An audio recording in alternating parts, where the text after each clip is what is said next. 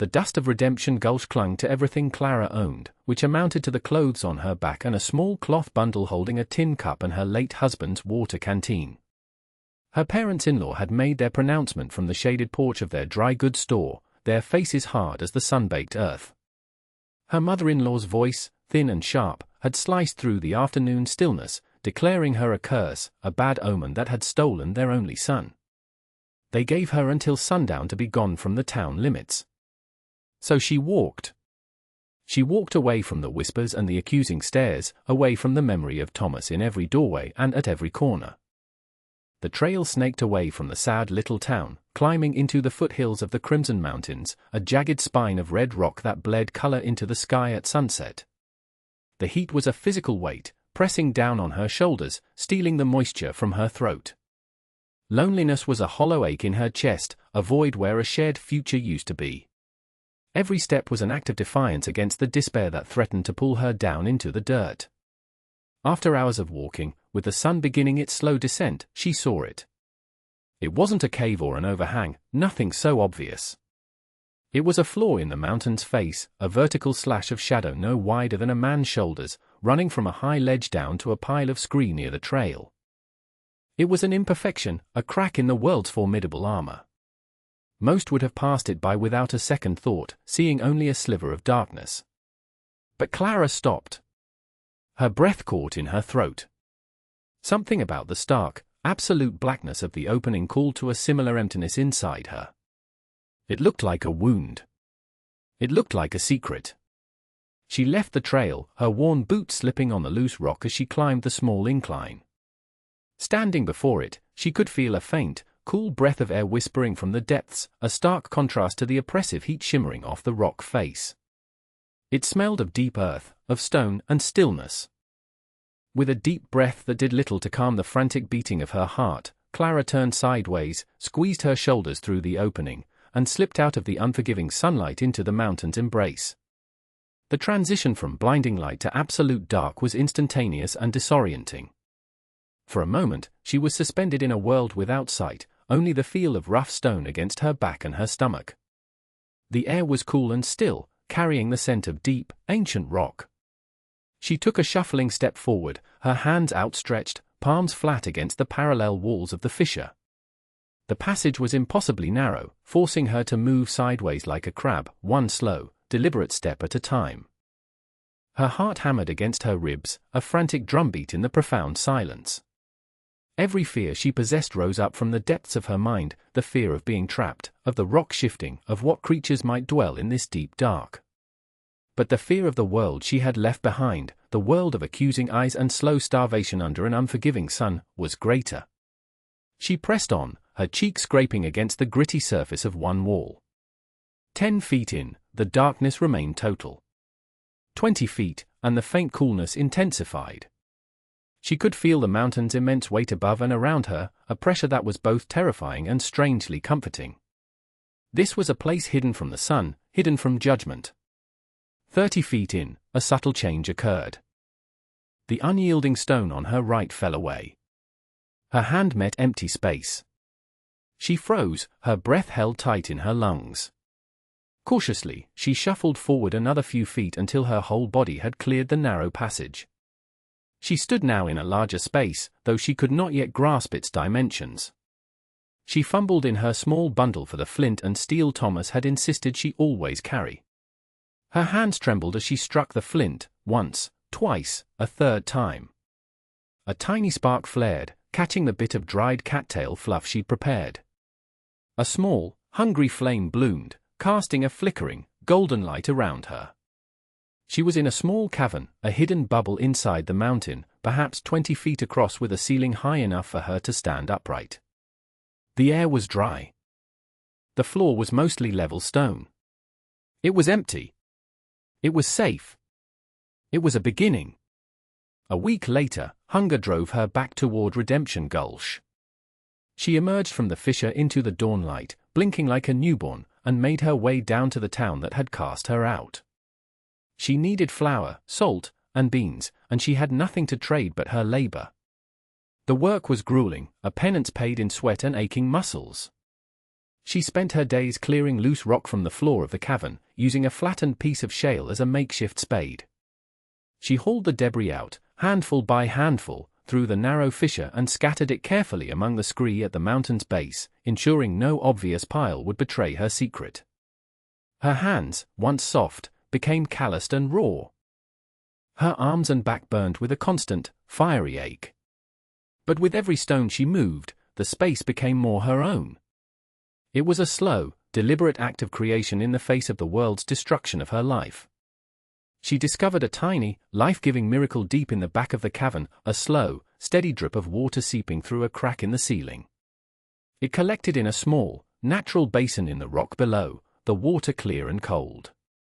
It was the mountain's gift, a promise that life could persist even here. She spent an entire day meticulously cleaning the basin, ensuring the water remained pure. With the canteen Thomas had left her, she could now store enough water for days, freeing her from the need to risk traveling to the town's well too often. The work became a rhythm, a meditation. The scrape of rock on rock, the drip of water in the darkness, the soft whisper of her own breathing, these were the only sounds in her new world. She was carving a life out of the stone, not with a chisel or a hammer, but with sheer, relentless will. The darkness was no longer an enemy, it was a blanket. The silence was not loneliness, it was peace. Outside, the sun beat down on a world that had rejected her. But inside, in the cool, still heart of the mountain, Clara was not just surviving. She was building. She was shaping her own sanctuary, a place where the judgments of others could not reach, a fortress of solitude built with nothing more than her own two hands and the stubborn refusal to be broken. She was becoming as hard and as resilient as the rock that surrounded her. Her infrequent trips into Redemption Gulch were ordeals of quiet humiliation. She would wait until the early morning, when the streets were mostly empty, and slip into town like a wraith. She'd head straight for the back door of the mercantile, now run solely by Thomas's father, a grim-faced man named Jedediah. She never spoke to him directly, instead leaving a neatly stacked pile of mended grain sacks or a bundle of firewood she'd gathered on the loading dock. In return, she would find a small parcel waiting for her, a bit of flour, a handful of dried beans, perhaps a strip of jerky. It was a silent, bitter transaction, a charity that felt more like a punishment. The townspeople watched her. They saw the stone dust on her clothes and the haunted, distant look in her eyes. Whispers followed her like shadows. "There she goes," one of the women at the well would murmur, the Fisherwitch the name stuck. Mr. Finch, the portly owner of the town's only saloon, was the loudest of her mockers. He would often be on his porch as she passed, a mug of something steaming in his hand. "Headed back to your hole in the rock, Clara," he'd call out, his voice thick with derision. "Find any gold in there yet? Or just ghosts?" A few of the men loafing nearby would chuckle. Clara never responded. She would simply lower her head, clutch her small parcel tighter, and keep walking, her back straight, her pace steady. Her silence seemed to infuriate them more than any angry retort could have. It was a wall they could not breach, a quiet dignity they could not understand. They saw a broken, half-mad girl hiding from her grief in the wilderness. They couldn't imagine the truth, that she wasn't hiding from something, but building toward it. Only one person in town looked at her with something other than pity or contempt. Mrs. Gable, the town sempstress, was a quiet widow herself, a woman whose face was a roadmap of gentle sorrows. Sometimes, their paths would cross. Mrs. Gable would offer a small, hesitant nod, her eyes filled with a sad, knowing curiosity. She never spoke, never asked questions, but in her gaze, Clara felt a flicker of understanding, a silent acknowledgement of a shared landscape of loss. It was a small comfort, but in Clara's solitary world, it felt as vast as the desert sky. Inside the mountain, the shelter was transforming. It was no longer just a cavern, it was becoming a home, engineered with a quiet, desperate brilliance. After clearing the floor, her next project was a place to sleep. She gathered the flattest stones she could find and painstakingly built a low, raised platform against the far wall, away from the entrance and the water seep. This would keep her off the cold ground and protect her from any moisture. She then spent weeks gathering dried grasses and fibrous desert plants from the canyons, hauling them back in small bundles. She wove them into a thick, surprisingly comfortable mattress. It smelled of earth and sun, a memory of the world outside brought into her shadowed sanctuary. The most critical challenge was fire. A fire for warmth and cooking was essential, but the smoke would be a dead giveaway. She studied the cavern ceiling, tapping the rock, listening to the sounds. She found a spot where a network of smaller cracks converged, leading upward. With a long, sturdy branch, she began to patiently and carefully chip away at the weaker rock, widening the natural fissures. It was exhausting, painstaking work that took over a month. She created a narrow, hidden flue that wound its way up through dozens of feet of rock, eventually venting the smoke through a tangle of hardy shrubs on the mountainside, far above and out of sight from the trail below. She built a small, efficient fire pit directly beneath it, lined with clay she'd discovered and painstakingly carried from a riverbed miles away. The first time she lit a fire, her heart was in her throat. She scurried outside, scrambling up the slope to check the vent. A thin, pale wisp of smoke rose from the bushes, so faint it was indistinguishable from the morning mist. She had done it. She had brought light and warmth into the heart of the mountain without betraying her secret. With the fire came the ability to cook properly, to bake small, flat loaves of bread on a hot stone. The simple act of eating a warm meal in her protected space felt like the greatest luxury in the world. She carved niches into the cavern walls to serve as shelves, storing her meager supplies of flour, beans, and dried herbs. Her small home was a marvel of practicality, every feature born of necessity and forged by sheer will. It was her defiance, her monument to survival, a testament to the life she was determined to live, hidden away from the world that had tried to erase her. A strange and watchful peace settled over Clara's existence.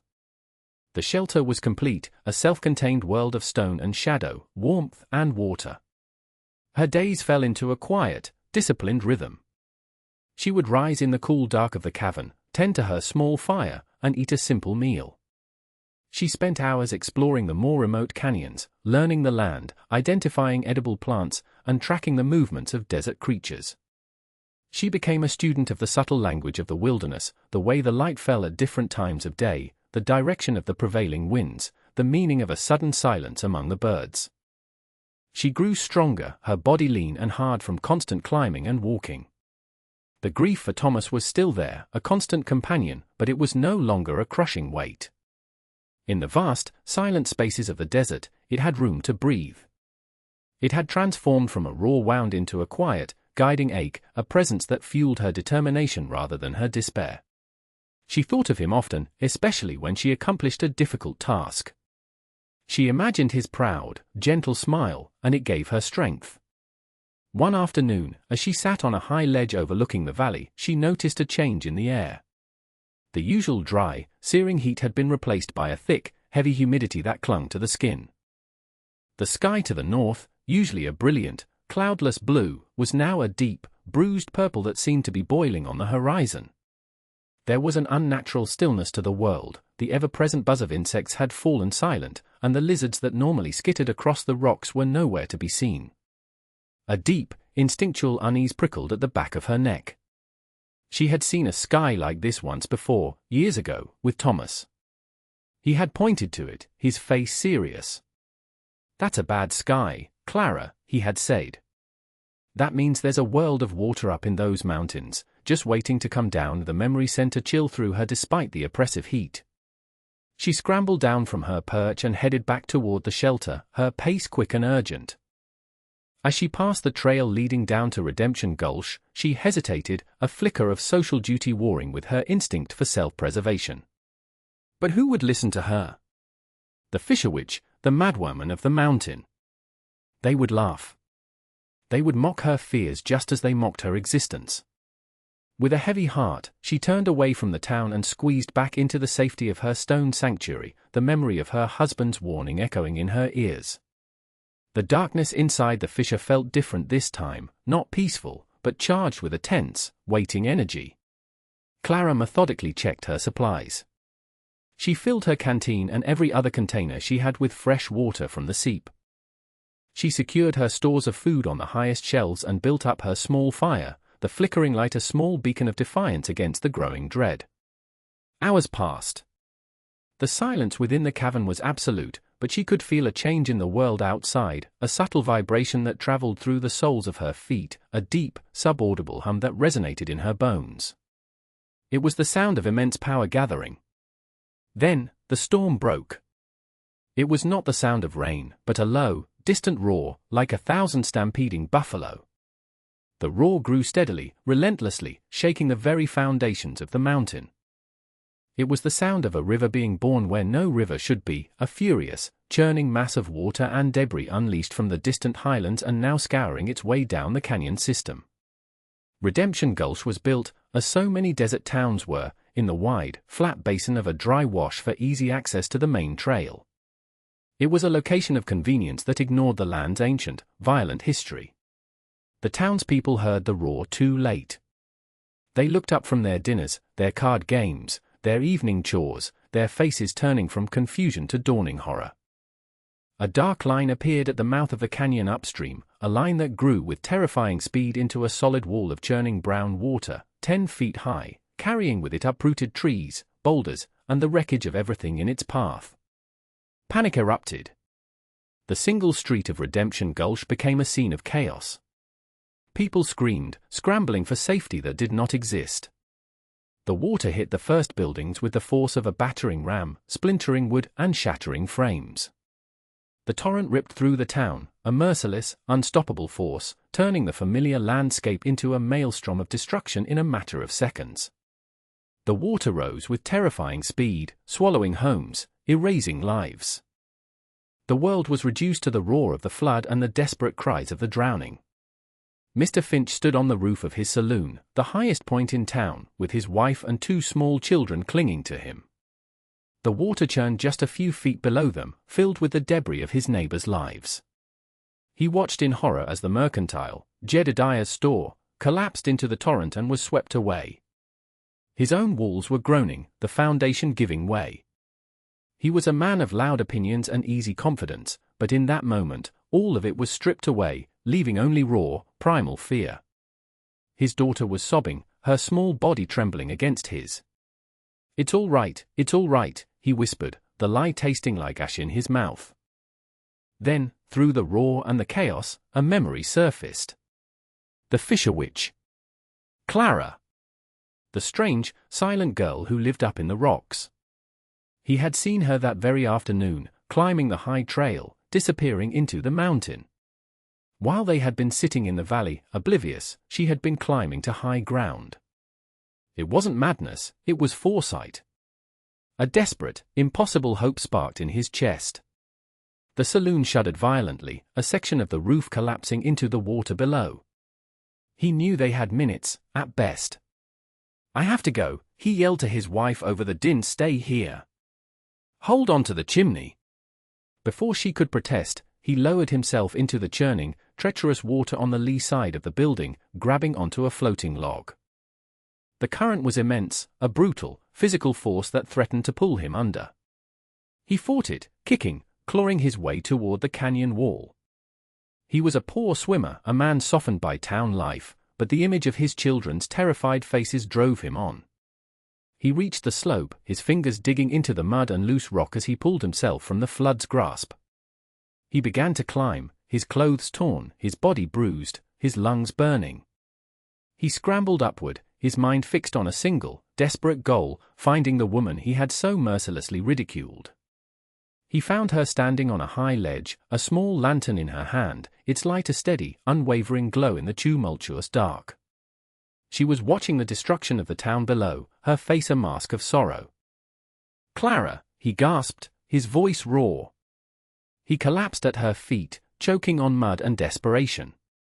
"Help us. Please. My family." Clara looked down at the man sobbing in the mud, the man who had been the chief architect of her public shame. She saw not the bully from the saloon porch, but a terrified father. There was no triumph in her gaze, no hint of "I told you so." There was only a deep, weary compassion. She knelt and offered him the canteen. "Drink," she said, her voice calm and steady amidst the roar of the flood. He drank greedily, the cool water a balm to his raw throat. She helped him to his feet. "Can you climb back down and get them up here?" He nodded, his face streaked with tears and grime. "I can try," she watched as he carefully made his way back down the treacherous slope, a desperate man on an impossible mission. Minutes later, a small, terrified procession was struggling up the muddy incline, Mr. Finch, his wife, and their 2 children, all of them soaked, shivering, and in shock. Clara helped pull the children onto the ledge, wrapping them in the spare blanket she had brought from the shelter. She led them wordlessly toward the dark slash in the rock face. Mrs. Finch recoiled. "In there?" "It's just a crack. It is the only safe place," Clara said simply. "You must trust me with no other choice." The family followed her. One by one, they squeezed into the narrow passage. The children cried with fear in the tight darkness, but their father's desperate urging pushed them forward. When they finally emerged into the cavern, their terror gave way to stunned disbelief. A small, warm fire crackled in a stone pit, casting a gentle, dancing light on the dry rock walls. A woven mattress lay on a raised platform. Niches carved into the wall held neat stores of food. The roar of the flood was a dull, distant thunder now, the violence of the world held at bay by solid stone. It was a haven, a miracle in the heart of the mountain. Mrs. Finch sank to the floor, pulling her children close, her body racked with relieved sobs. Mr. Finch simply stared, his mouth agape, looking from the ingenious chimney to the water basin to the quiet, capable young woman who had built it all. "How," he finally whispered, his voice filled with an awe that bordered on reverence. "How did you know?" Clara stoked the small fire, the orange light softening the hard lines of her face. She gave the Finch family a few moments to absorb the impossible reality of their survival, to feel the warmth seep back into their chilled bodies. The children, exhausted by their terror, had already fallen asleep, huddled together under the blanket. Mrs. Finch looked at Clara, her eyes wide with questions and a dawning, shamefaced respect. It was her husband who finally broke the silence again, his voice humbled. We all thought you were mad, hiding up here. We said terrible things. But you were preparing. You knew something like this could happen." Clara looked into the flames, her gaze turned inward, back to a time of both profound love and devastating loss. "I didn't know this would happen," she said softly, her voice barely a whisper above the fire's crackle. "But I knew it could." She paused, gathering the strength to share the story she had locked away in her heart. "My husband, Thomas, he grew up in the canyons to the south. He understood the desert. He knew its secrets, its dangers. He always said that the driest wash holds the memory of the greatest floods." Her voice caught for a moment, and she took a steadying breath. "A few years ago, not long after we were married, we were caught in a flash flood. It wasn't as big as this one, but it was fast. It came without warning." The memory played out behind her eyes, as vivid as if it were yesterday. "The water took our horses, our supplies, everything. It pinned us against a cliff face. Thomas, he saw a small ledge, just above the water line. He lifted me up, pushed me onto it. He told me to climb, to never stop until I was on high ground." She fell silent, the memory of his final moments washing over her. The water rose again, faster this time. "It took him," she said, her voice thick with unshed tears. "He was swept away. The last thing he ever taught me was to respect the water. To find high ground." The truth settled in the small cavern, profound and heartbreaking. This shelter wasn't an act of madness or misanthropy. It was a tribute. It was a promise kept. It was a lesson learned in the most brutal way imaginable, now used to save the very people who had scorned her for it. Mr. Finch bowed his head, a deep, shuddering sigh of shame and understanding escaping his lips. "We are so sorry, Clara," he said, his voice thick with emotion. "Forgive us." The night passed in the quiet safety of the cavern. When dawn finally broke, the world was eerily silent. The roar of the flood had subsided, replaced by a profound, dripping stillness. Clara led the Finch family back through the fissure and out onto the ledge. The scene below was one of utter devastation. Redemption Gulch was gone. Where a town had once stood, there was now only a wide, flat expanse of mud, debris, and ruin. A few splintered frames of the strongest buildings jutted up from the muck like broken bones, but everything else had been scoured from the earth. The valley floor had been wiped clean, returned to the blank slate it had been before the town was ever built. As they stood there, surveying the wreckage, they saw movement below. A small group of survivors, including Mrs. Gable and Jedediah, Clara's father-in-law, had managed to cling to a high outcrop of rock on the far side of the valley and were now making their way through the treacherous mud. They saw the figures on the ledge and stopped, their faces a mixture of astonishment and disbelief. Jedediah stared at his daughter-in-law, the woman he had cast out, standing safe and whole above the devastation that had claimed his home and his livelihood. Mr. Finch, without a word, began the careful descent down the slope, his wife and children following. Clara remained on the ledge, watching them go. She did not need to follow. Her part was done. But Mr. Finch stopped halfway down. He turned and looked back up at her, his face etched with a new and profound respect. "Clara," he called out, his voice echoing in the quiet morning. "Come down. Please. We need you." The other survivors looked from him to her, their expression shifting from confusion to understanding. They saw it all in that moment, her quiet resilience, their foolish mockery, and the undeniable truth of her wisdom. She had not just saved one family, she had preserved the knowledge that would allow them all to rebuild, to start again. Slowly, Clara descended from the mountain. She walked not as an outcast, but as a leader. Jedediah met her at the bottom, his face a ruin of grief and regret. "Thomas taught you well," he said, his voice breaking. It was not an apology, but it was an acknowledgement, a bridge across a chasm of bitterness. In the weeks that followed, the survivors of Redemption Gulch did not abandon the valley. Instead, under Clara's quiet guidance, they began to rebuild. But this time, they built on the high ground, on the safe, rocky slopes where the water could never reach. They built a new town, not of arrogance and convenience, but of humility and respect for the land. Clara's shelter in the rock became a revered place, a reminder of the quiet wisdom that had saved them. She was no longer the fisher witch, she was their founder, their conscience, the silent, steady heart of a community reborn from the mud.